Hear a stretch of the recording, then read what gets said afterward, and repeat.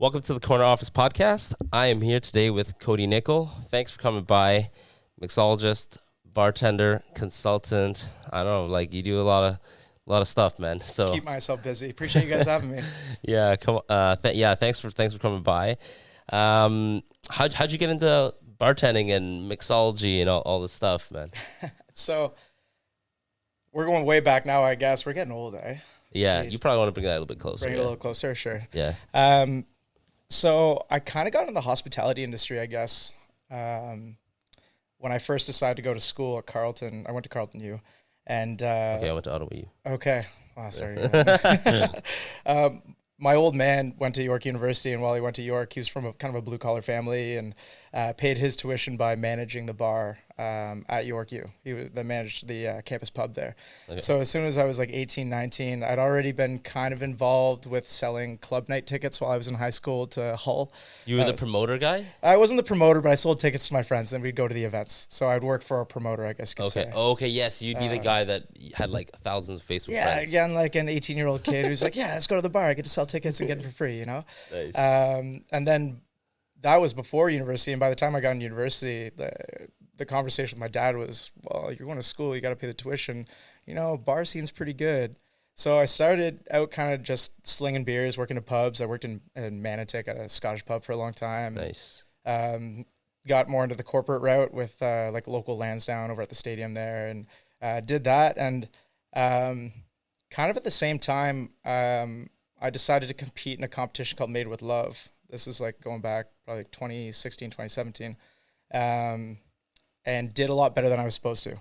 Made it to the finals, and then it was this room of like 17 fine dining restaurants or really high-end restaurants with people who knew how to throw down and really knew what they were doing. And I was this kid working at a corporate bar who had never really made a real cocktail in his life.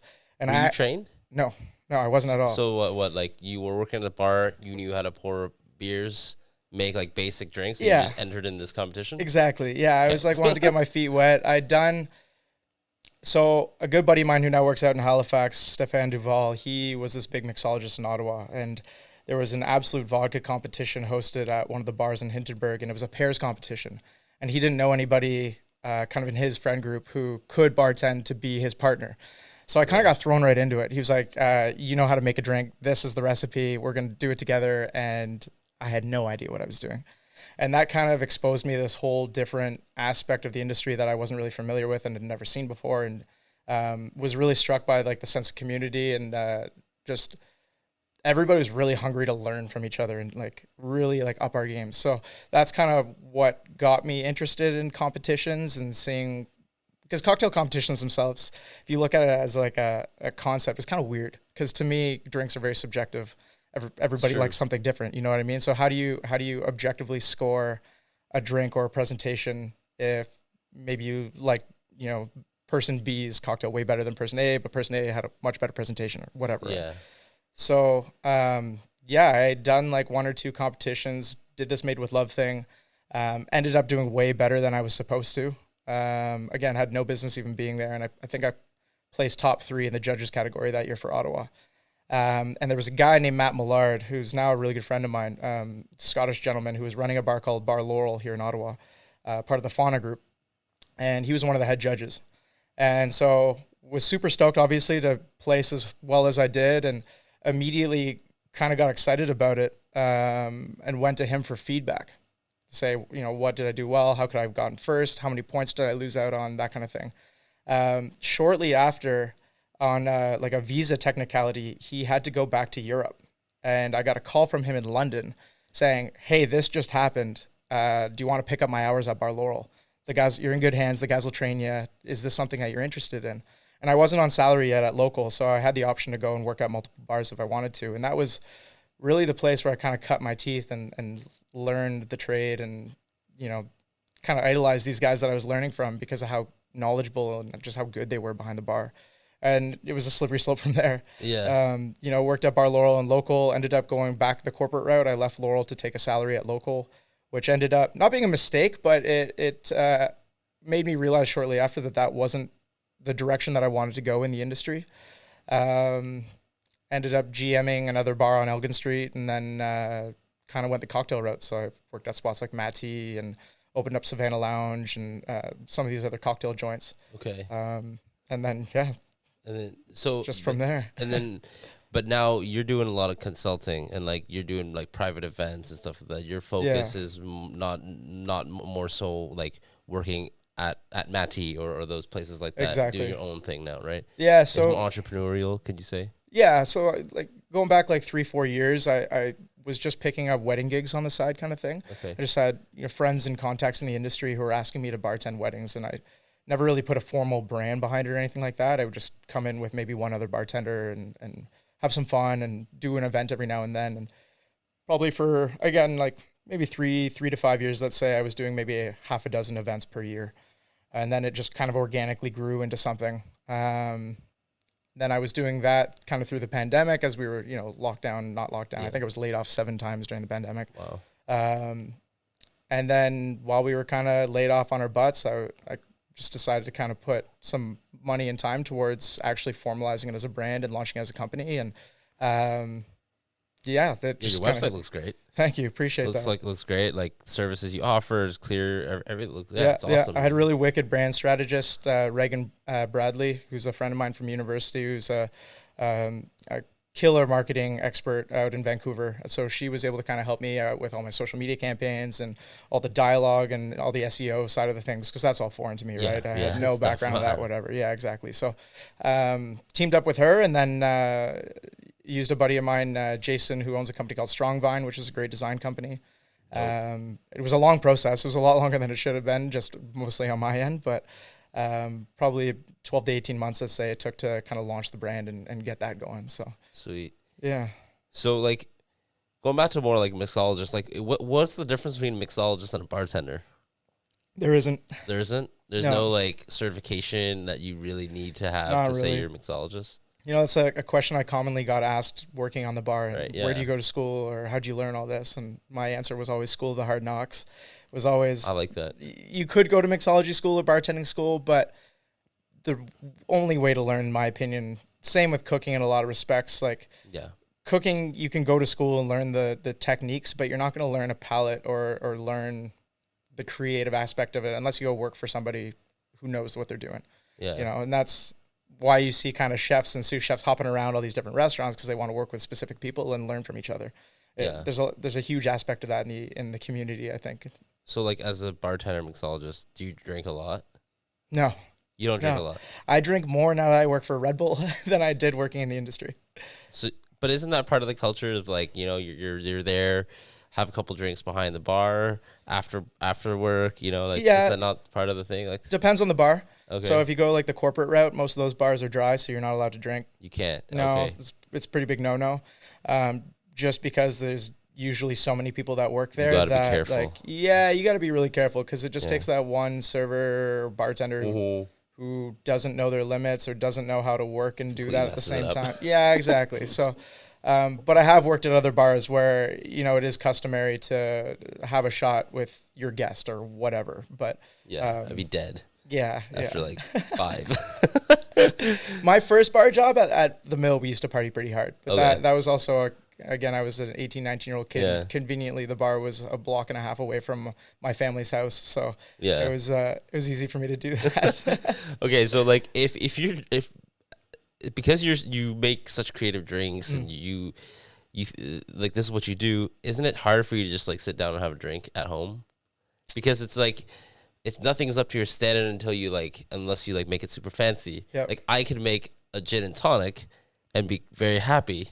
But I can go to a cocktail lounge or whatever and be wowed. But like you worked at these places. Now at home, are you doing the same thing?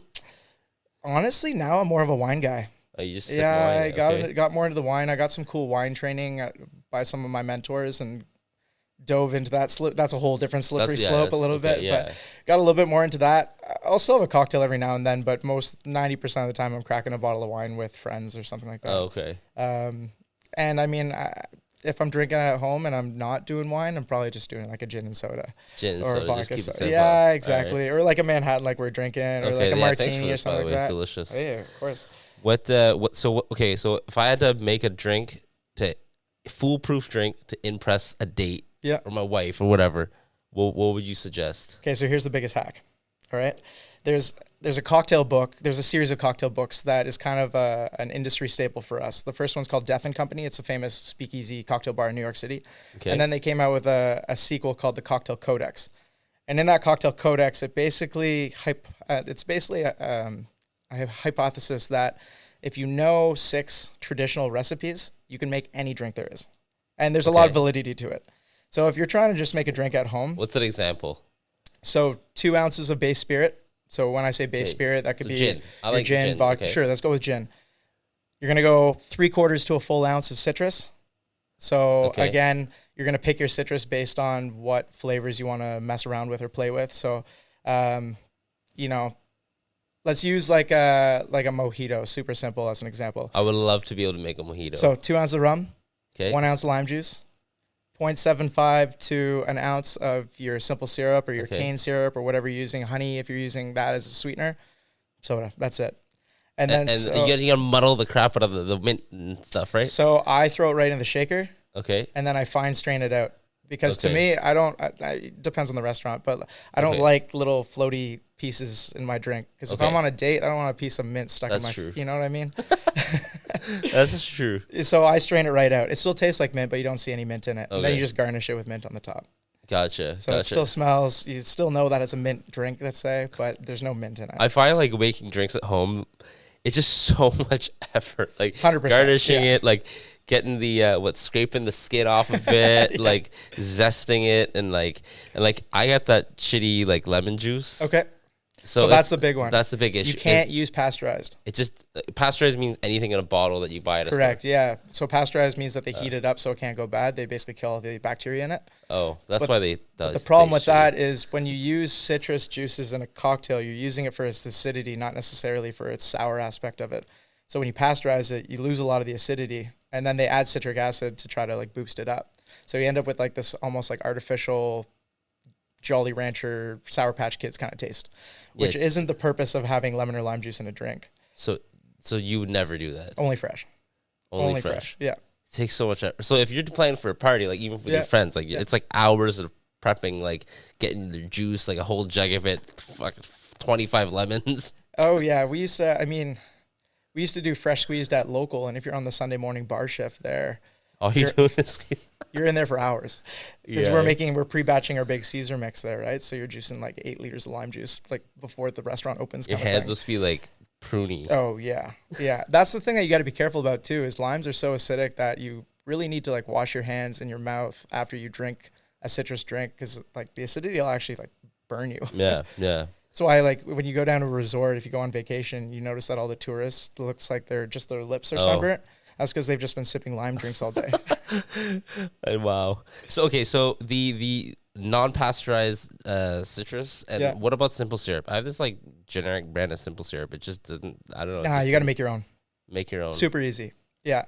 The best syrup that I really enjoy is by like organic cane sugar. So you can find that in the grocery store labeled as like golden sugar, not necessarily brown sugar, but it would be like golden, which just means that it's unrefined. Okay. And because it's unrefined, it means that it has a lot of those cool kind of savory notes that make it a lot less sweet and a lot more complex. So what I would do is I would go 2 to 1 by weight. So let's say you're just making a little batch. I would say 500 grams of sugar to 250 grams of water. Heat it up. That's it. And that's it. That's cool it. It down. Yeah. Cool it down. Yeah. Wow. If you like, when we do it in restaurants, we usually use a sous vide, which I know sounds super bougie and pretentious, but reason being is when you cook sugar on a stovetop, you get kind of like a baked taste to it. Yeah. So like, say you're doing like a brown sugar syrup of some kind, or like a demerara sugar, which is like another kind of dark, right? Yeah, it's like an unrefined, basically like molasses forward, maple kind of tasting sugar a little bit. When you cook that stovetop, you end up with like almost like a baked pie taste. Yeah. We kind of would rather go for, well, me personally, again, it's all preference. I like more of like a raw sugar, vibrant, brighter kind of syrup. So the reason why we used it in a sous vide is it doesn't cook the sugar. It just melts it into the water. So basically what you're doing is you're taking some kind of vacuum sealed bag or Ziploc bag and putting it in a hot water bath. Until it's like liquidy. Yeah. So usually we would like put it at like 145 degrees Fahrenheit. So it's not ridiculously hot. You just leave it for like 90 minutes. And then you pour it into the water that you No, water's in there too. Oh, water's in there too. Yeah. Oh, So okay. you do all your syrup ingredients, and then you just cut the bag, I put it feel like I into a could do bottle, that. and you're good to go. I feel like I can do that. It's That's a lot easier than you think. You got an Instant Pot? Or like an Instant no, Pot? but I can get a sous vide. I can get a sous vide. Yeah, sure. I use an Instant Pot at home. Okay. So like an Instant Pot has a sous vide function on it. So if I'm just making a little batch for my friends or whatever like that, just literally like vacuum sealed grade Ziploc bag, throw it in the Instant Pot, put it on sous vide, leave for an hour and a half, and go do my thing. Yeah, it must be intimidating. Like make you a drink. You know, if you go to a friend's house, like I'll make you a drink. You're like, no, I'm good. I downplay it. So what's your go-to cocktail then? If you're like your favorite thing to make? That's tough. So if I had to pick one cocktail all time, it'd be called a Rosita, which is basically a Negroni with mezcal instead of gin. Okay. Reason being is that was the first cocktail that I was really introduced to at Bar Laurel that I was like, holy shit, okay, there's a little bit more to this than just slinging beers on a Friday night at a pub. Yeah. And that really got me excited. And it was just like so many different flavors and things going on in the glass that I had never really understood before. And that was one of probably the single drink that really got me jacked up about. What's it called again? A Rosita. Rosita. Yeah. Okay. Or mezcal Negroni, essentially. People, like, it's popular everywhere? Well, it's becoming popular now because mezcal's really blowing up, right? Tequila and mezcal are some of the categories that are really expanding more than anybody else, right? So as that becomes popularized, now you're starting to see the big corporate restaurants putting mezcal on their menu when a year ago, 2 years ago, they would have never done that. Yeah. So it's kind of interesting to see that trend going. Yeah. I did a podcast with Coasters. They're like, I asked them what the like biggest pet peeve is when bartending. Okay. So do you have one? I want to hear what theirs was. So they're like, okay, so one Alex, he was like, I wear sunglasses a lot, and like people always ask me, can I try your sunglasses? And he's like, no, you can't. Like, I mean, I'm behind the bar, you can't. And then Kevin, he was like, I don't know, he's a good looking guy, whatever. He was basically like the chicks hitting on me all the time, like older chicks too. And like telling him like he should be on magazines and like calendars and stuff like that. And I guess he found it a little bit creepy. Fair. Yeah. I don't know if I have any specific pet peeves. I don't know. That's a tough one. A lot of times if the guest is convinced that a drink's going to be too sweet or too sour, or I try to steer them in a direction and they just won't have it, it's like, have faith in your bartender. If you're at the right spot and they know what they're doing, just tell them what you like. Don't even order off the menu. Just tell them what you like. And they're going to do something for you. Okay. And that's where our job becomes really enjoyable. Okay. I like a little bit of tart, not too sweet. Yeah. I like a little bit of everything. I'm not a huge like old fashioned guy where it's like super bitter. Yeah. Yeah. I've but just not like so what's a really sweet drink? Just like anything from the 80s. Yeah, like just nothing like really like it just like sticks to your mouth. Yeah, and like I'm not like the bright blue artificial looking drinks. No. I like soda drinks. Yeah, I think that's why I like gin and tonic. Those are really big right now. Carbonated drinks are huge. Yeah, like all the seltzers and all that stuff. Yeah. Like even on I think that's a direct trend from. There's a trend in cocktail culture probably within the last 5 years. We call them like Japanese highball style drinks, which is essentially like an elevated version of, say, like a scotch and soda or a vodka soda or a gin and soda or whatever. Usually you add a few more elements into that drink. But that really started becoming big probably a few years ago, if not a little bit longer than that. Reason being they're a little bit more sessionable. You look at like drinking trends. Groups of women are going out together a lot more. So like there's a lot more big groups of women going out. So they might like those sessionable drinks. They don't like the big stiff drinks, generally speaking. You know, obviously there's Manhattans and old fashions and Negronis are still really big. Martinis are huge now. Martinis? Again, yeah, I'd say gin martini is probably one of my top 2 favorite drinks. So with a lemon twist. What vermouth? Yeah, gin, a little bit of sweet, a white vermouth, like a dry vermouth. Okay. A couple dashes of orange bitters and a lemon twist. And that's, to me, Angostura. That's yeah, exactly. No, orange bitters. So orange bitters, there's a couple of different brands. Angostura makes an orange. Sorry. Yeah. So they make an orange they do. bitter brand. The best one, in my opinion, is called Reagan's. That you can get at like a specialty kitchen store or something like that. Okay. Yeah. Just a little bit more complex. That really fucks you up though. Hey, bitters? No, the martinis. Oh yeah, they go down pretty easy. Easy. Like I'm like, I guess it's just pure alcohol. Yeah. Yeah, pretty much. You're right. It'd be like a 2.5 ounce pour. Yeah. I find that like when I'm making drinks at home, like I'm gonna take those tips that you said, like about the citrus and whatnot. It's always 2-1-1, some kind of carbonation. 2-1. Yeah, that's the easiest way to remember it. And then from there, all you do is start mixing and matching. So say you're using a gin. Okay, what are some citruses and fruits and stuff like that go really well with the gin? And again, gin's such a broad category, right? You can have one that's super floral and sweet almost, as opposed to you can have some that are savory and super bitter or super juniper forward, like a London dry style or like a Geneva or something like that, right? So that's where the creative aspect comes in. And most of the time for me with that creative process is, what was an experience I had somewhere in the world that one time that this flavor pairing was really cool that I would have never thought about it. And how do I make that into a drink? And how do I make it taste good? It's so scientific. It is and it's not. Like I never, like, I don't even understand how you would make a drink, because like if I were you, I'd be like thinking about everything so much, right? Like, all the time. Yeah. That's part of the fun side of doing more of the consulting stuff is that I get to redesign menus all the time. So tell me about on the consulting end. What do you do with that? Yeah, so Hospitable Nicoll is kind of a combination of providing support to venues, I guess you could say, if they're looking for somebody to come in and train their staff, or develop a menu for them. Drink menu. Yeah, exactly. Yeah. That I do a little bit less of now that I work for Red Bull, just to kind of avoid the whole conflict of interest stuff. And I'll still take some contracts on the side as long as it's not conflicting with what I do on my day job. Yeah. But where the real fun is we'll develop cocktail and wine menus for weddings and special events and stuff like that. And so that's always a fun creative process with the client that I say, okay, well, what do you guys like? Don't tell me drinks, just give me flavors. I'll give them let's say a drink menu of 20 drinks, and then say, pick however menu you want for your event, and then we'll go from there. So if I said, like, I'm having a pool party next year in July. Yeah. Like 50-50 woman, men, like, I don't know, like aged, I don't know if aged is matters or whatever, but like mid-20s to early 30s or something like that. All right. So you could come up with a few things that you would recommend, and then we'd work with that. I mean, at the end of the day, you're going to know your crowd too, right? Like I've worked some weddings that's 80% wine. I've worked some weddings that's 80% cocktails. You never really know. The cocktails are cool though. And it allows the client to provide some kind of elevated service for their wedding. So would you provide everything? Like okay. No, I do everything. Yeah. Okay. We go in, do the purchasing, do the prep work, come in with all of our own gear, and just set up and have some fun. That's really cool. So is it usually you? Or you have a team, or you? I've got outsource? A team. Okay. Yeah. Usually, if I can, it's me. If it's a bigger event, then maybe we'll bring in 3-4 guys, kind of thing. Yeah, exactly. But it's all depending. Yeah.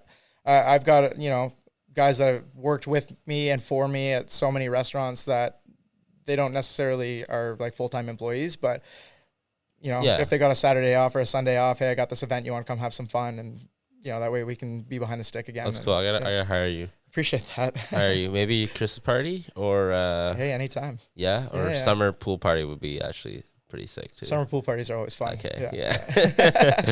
Yeah. Why don't we take like a 2-minute break? We can talk about some. I want to hear more about Made with Love. Sure. And what you do at Red Bull. So absolutely, maybe we can hop on over that in a minute. All right. Sounds good. All right. Cool. All right. Welcome back. So like I said, thanks for coming by. Really interesting stuff so far. I'm learning a lot about how to press a date, with some drinks.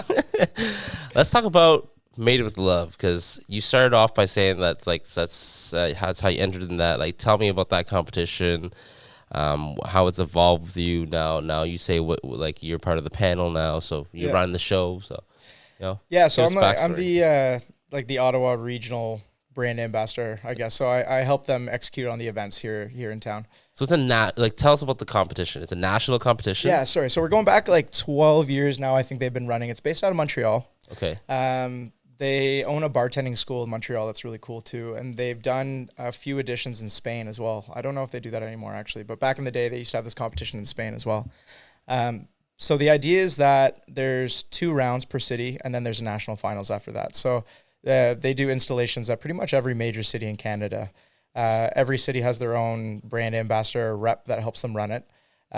First round is usually around 40 to 50 bartenders. And who's typically entering? Like anybody. Anybody, me. Well, like generally professionals. So professional. Okay. So it'd be like 45 different bars competing, let's say. And then you go through the first round. Usually it's like a black box style. So black box, what that means is it's like the show Chopped on Food Network, if you've ever seen that. So you open a box of ingredients Random and stuff. you've got like 5 minutes to make a drink for a panel of judges, essentially. Usually the judges are, local chefs or local celebrity chefs, news anchors, that kind of thing. And then they pick their top 18, usually in the past is what we would do. And then the top 18, it would be hosted at this really fun event. It's kind of like a food and wine show, but cocktails and food. And it's all you can drink and eat. I need an invitation there. So, well, up top. So national finals are coming up, or not national finals, sorry, the Ottawa finals are coming up. We're looking at hosting it November 28th. It's going to be a Monday night, I believe. Monday night. Nice. So this year we're doing 8 because we took 8 finalists. 8 people. 8 people, yeah. So it's going to be hosted at a spot downtown called Savannah Lounge where I used to work. Okay. It's going to be about 400 people. So everybody's going to get their own mobile bars. And essentially all of the bartenders have to do their own themed creation with a food pairing. And the way that you vote is when you go in with your ticket, you get a dog tag that says Made with Love on it. The bartender with the most dog tags around their neck at the end of the night, that's who wins People's Choice, essentially. So, and is it blind or is it like, could it be a popularity contest? It is a bit of a popularity contest for sure. It's okay. But that incentivizes the bartenders to sell the brand too, right? And they get kickbacks on the tickets that they sell. So that fronts the cost on all their products that they have to buy to be able to execute on the, making 100 drinks or whatever that looks like.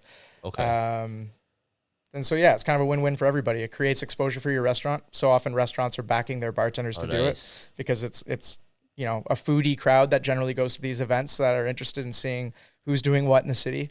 And then, it's a great way to learn from other bartenders too. I always just entered it because I wanted to see what buddy in the booth beside me was doing, because maybe he's doing something that I would have never thought of, or maybe he has skill and knowledge that I don't really know about. So it's a great way to kind of create that community within the hospitality community here in Ottawa. So it's more friendly than competitive. People are competitive for sure, but people want to help each other out. 100%. That's pretty good, man. Yeah, I would say so. And you entered in this 2018?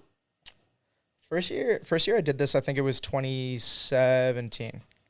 And I hadn't even been cocktailing yet. I think it was 2017 was the first year I did that. And that's how I ended up at Bar Laurel. And then I competed in 2018 representing the Waverly, where I was the GM there at the time, which again isn't necessarily a sick spot. I've been isn't there a cocktail joint, but it still let me do my thing. Not really. Not at the time anyways. Okay. But it was very much more of a late night, Yeah, okay. Gotcha. More of a club a little bit? Yeah, a little bit. Yeah, like student to like 35, I would say, kind of late night crowd a little bit. So I'm still there. Yeah, exactly. You're good to go. And then I competed representing the next year, representing Waverly. And by then I'd had a little bit more traditional training and was still learning a lot, obviously, but was a little bit more confident behind the bar, let's say. Ended up coming second place in the People's Choice category that year. And then followed in Ottawa? In Ottawa, yeah. Okay. Yeah. And then the following year, my old bar manager, a guy named Marty Pino, who's a really good friend of mine, he's down in Toronto working for Patron now, Patron Tequila. He's their national brand ambassador. He was the rep. And then when he decided to kind of step back, I moved into the brand ambassador role. So it allowed me to stay involved with the organization without having to compete every year. Okay. So that your top finish was second in Ottawa. Yeah, exactly. That's really never got the win. So is that qualifies you to get to nationals? No, only first place gets to go. Only first place. So how many people are nationals then? So it's the winner of People's Choice and the winner of Judges' Choice per city. So I think it's like, how many cities are doing it then? Like major cities or is it like major cities? Small, so like it'd probably be like 18 people, let's say. Okay, wow. Yeah. I'm trying to remember what cities are actually doing it. It's Halifax, Quebec City, Montreal, Ottawa, Toronto, Edmonton, Calgary, Vancouver. So what's the prize? Like clout? No. So in the past, if you placed, so it's sponsored by a series of alcohol companies and brands. Oh, nice. So if you make it to national finals, you get to go to one of the distilleries of your choice, depending on how high you placed. So you get to go bartend in like Nicaragua for 2 weeks at like the Flor de Cagna distillery, or you get to go down to Kentucky to the Woodford Reserve distillery, or you get to go to Italy with the Campari distillery. And so it's kind of really cool. Yeah, it's cool incentive to be able to go and see these other professionals in other countries and really see what's going on at these really cool facilities. That's insane. So they have a school in Montreal. Yeah. And it's a mixology school, I guess. Exactly. So yeah. So say you're a home bartender and you want to learn some stuff. You don't have to be a professional. No, it's I think they have different kinds of classes. Okay, so they got ones that are a little bit more restaurant management oriented, and then they have other ones that are, how do you make a cocktail at home for a dinner party kind of thing. You just love drinking. And okay, gotcha. At the end of the day, it's all just kind of about promoting cocktail culture and what it's all about, and, really getting that going. So you're a brand ambassador for the competition now. Yeah, exactly. So you mentioned judging at the national competition. Yeah, so I've gotten to do that a couple times, which has been a lot of fun. Are you doing that this year again? I'm not sure because we're all kind of out of sync with all the different cities. So some of the cities have already done their national or their finals last year, and we're kind of Ottawa's coming up the tail end. So we'll see. I haven't heard anything yet, but hopefully next year I'll be able to get to go down again and do it. That's amazing. Cool. Let's talk about Red Bull. Sure. So what do you do for Red Bull?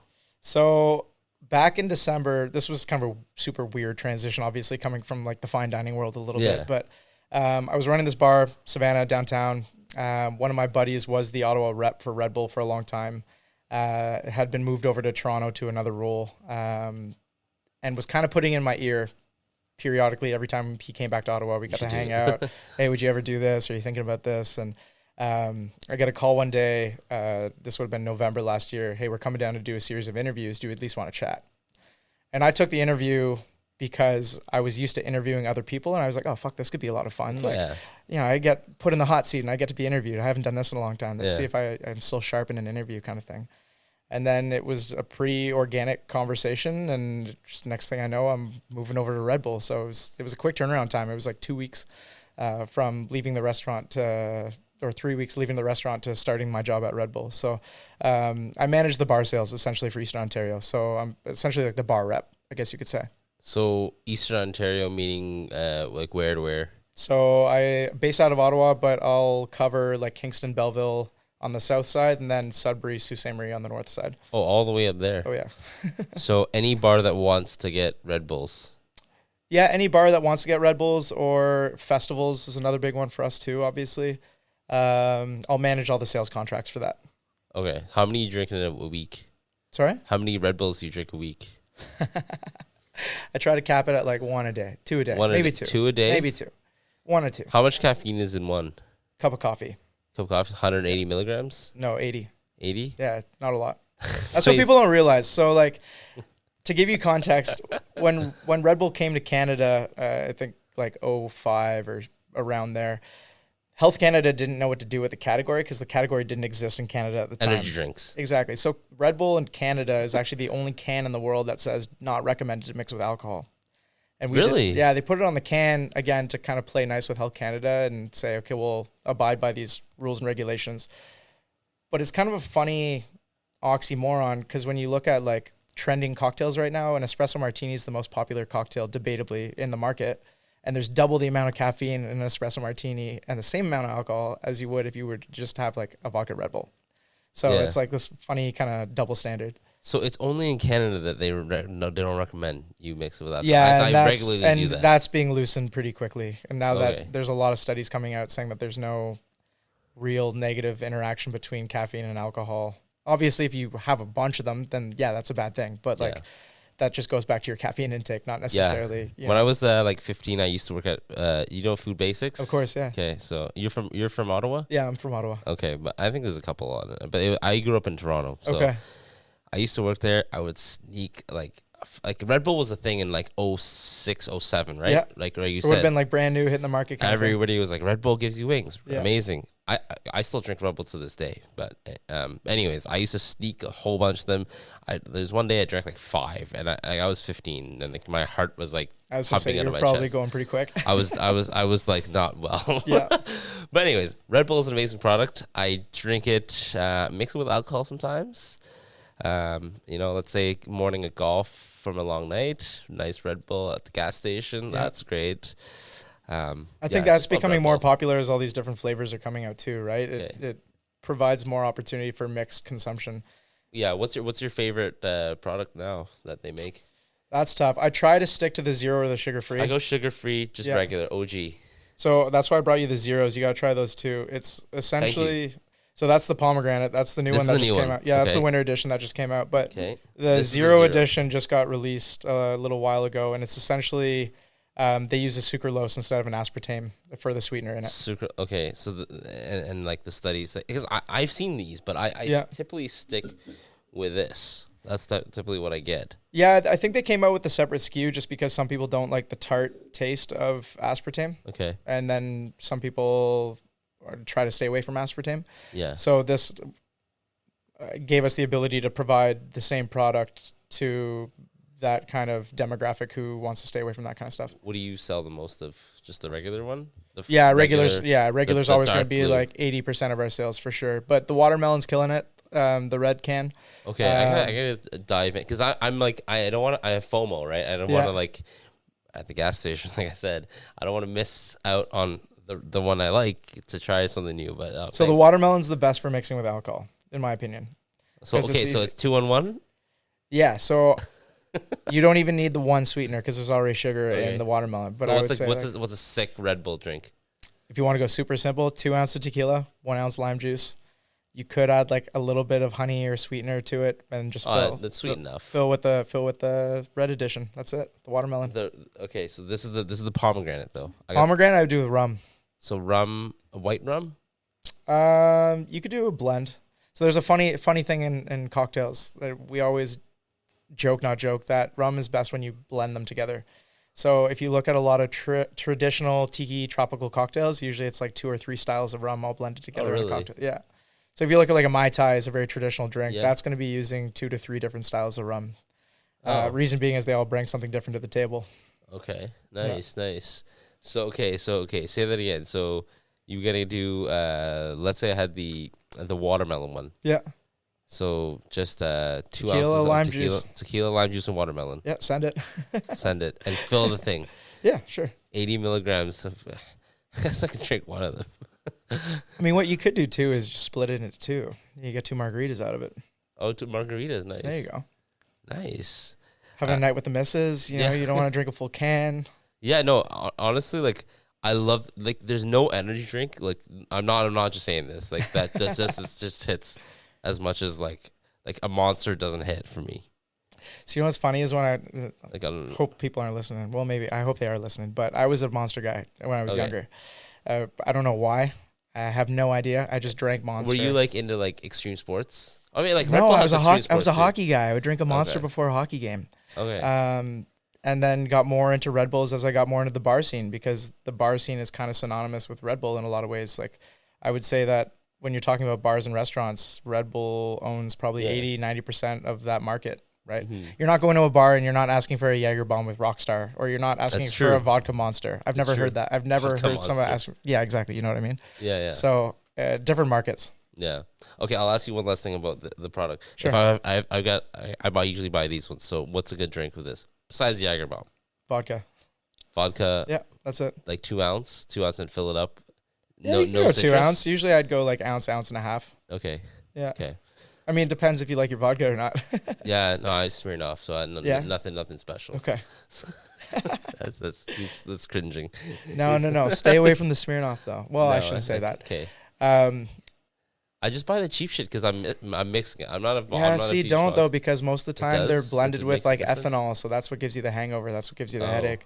It's made with like corn products. There's a lot of. It's just not great for you. But you'll be fine. Yeah, I shouldn't say corn products because like Tito's is a really great vodka. And it's only made from corn, but they just do a much better job at processing the product properly. Yeah. So, what's the culture like at Red Bull? Because I see like on Instagram and stuff, you go to a lot of events, and you said you drink more because of Red Bull. So, like, what are the events that you go to? I shouldn't say that I drink more because of Red Bull. I probably have more drinks now because part of the job is us going out all the time. Sure. You know, I'm out 5-6 nights a week, depending on the week, or different cities, depending on the event, stuff like that. So I think what surprises a lot of people for Canada, Red Bull Canada specifically, we're the size of a startup. There's 150 of us internal, not counting our distribution team. But, you know, when you hear of a brand that big, it surprises a lot of people when you find out that like my team specifically, there's only 15 of us on our team, reporting into 3 managers, reporting into 1 director. So it's a very intimate, small group that are kind of always firing on all cylinders, and it's a fun team to be on. So what are these events though? Like what's that like sport that you went to like a couple weeks ago? You're talking about the Flug Talk event? Yeah, I was like, that's a big global event. So they do that all over the world. It's essentially sponsored teams will enter. It could be anybody. We could put a team in next year if we want. And you have to create a manned glider, and you have to launch it off of a 9-meter platform. And it's all based on like style points. So there's all these like crazy costumes and choreographed dances and stuff. And then you got to launch this thing off the platform and see how well it does. But that sounds absolutely ridiculous. It is ridiculous, but it's so much fun.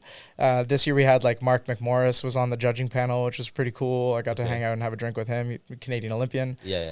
Chris Hadfield showed up with his NASA jacket. Wow. I was like, if that's not a flex, I don't know what it is. Yeah.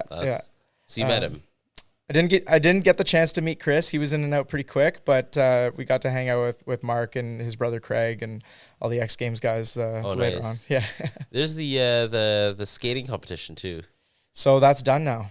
That's done? I know. So they rebranded it. I think it's called Red Bull Alpine now, but it's only in Europe. It's only a European market thing.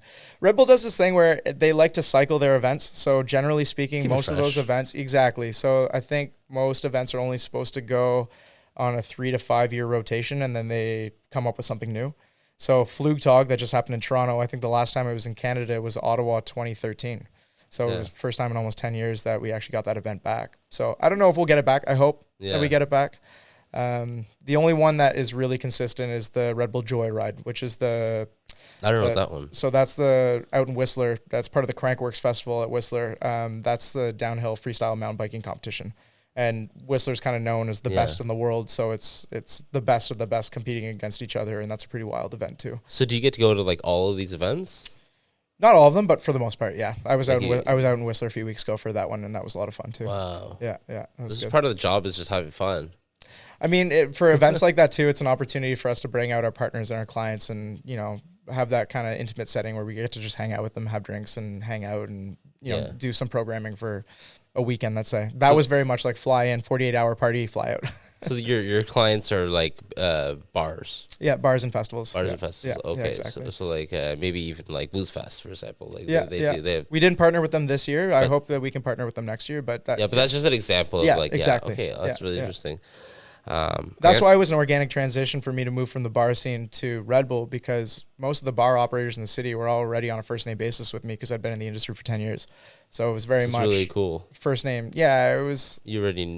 I've got relationships with all of them already. So now all of a sudden, oh, hey, I'm your Red Bull rep. It was a pretty easy transition for me. So you're walking in any bar here and just getting free drinks, man? Like, no, the opposite. No, we make sure that we put that on the company card. Got to help the businesses out, Yeah. The one last thing I want to ask you is, one of my favorite cocktails is Long Island iced tea. Okay. Okay, so this is what I tell you. I do a 3/4 ounce of tequila. Okay. 3/4 ounce of vodka. Yeah. 3/4 ounces of rum, 3/4 ounces of triple sec or Cointreau. Yeah, Cointreau. And there's one more. I think gin. So the easiest way to remember it is There's five. Yeah. So your bar rail is always going to be vodka, gin, rum, rye, tequila. Okay. So the best way to remember how to make Long Island iced tea is it's your clear spirits. So it's vodka, gin, rum, tequila. Vodka, gin, rum, tequila. So 4. Yeah, and then no triple sec. And then Cointreau for sure. Okay. Yeah, but Cointreau's not on your bar rail, so that's just like an added. That's an added. Yeah, okay. Exactly. So and then I've been using the shit lemon juice. Okay. 3/4 ounce. So and then Coke, Diet Coke.